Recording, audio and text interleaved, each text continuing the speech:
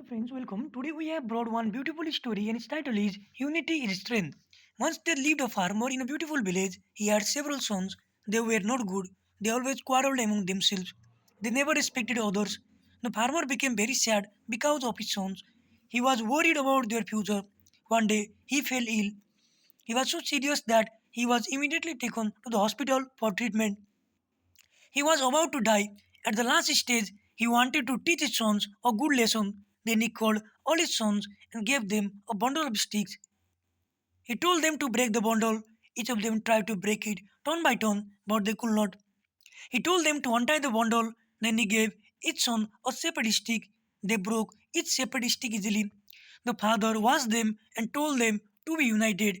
They knew that unity is strength. First, the old farmer taught his sons a good lesson. And the moral of the story is unity is strength.